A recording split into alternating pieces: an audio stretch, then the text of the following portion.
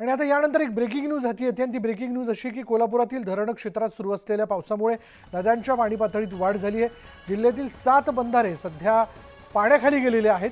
मात्र या बंधाऱ्यांवर धोकादायक पद्धतीने वाहतूक सुरू होती।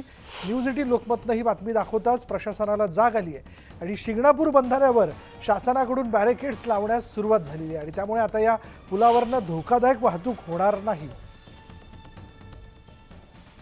अधिक तपशील आपण जाणून घेणार आहोत। आमचे प्रतिनिधी ज्ञानेश्वर साळोखे आपल्या बरोबर आहेत। ज्ञानेश्वर, असे कोणकोणते बंधारे जिथून खरं तर पाणी वाहत होतं आणि आता तिथली वाहतूक बंद करण्यात आली आहे? विशाल, कोल्हापूर धरण क्षेत्रामध्ये जो पाऊस सुरू आहे त्यामुळे नद्यांच्या पाणी पातळीमध्ये झपाट्याने वाढ होते।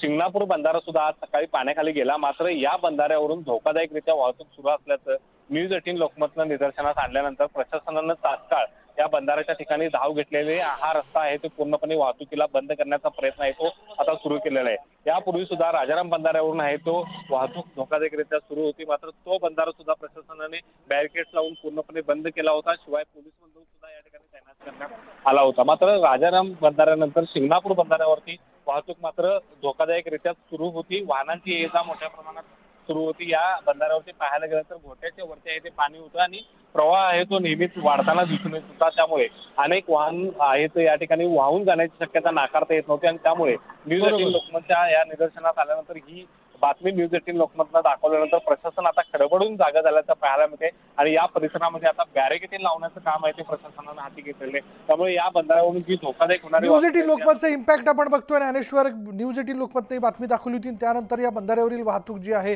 ती प्रशासनाला बंद करावी लागली। धन्यवाद या सगळ्या माहितीबद्दल।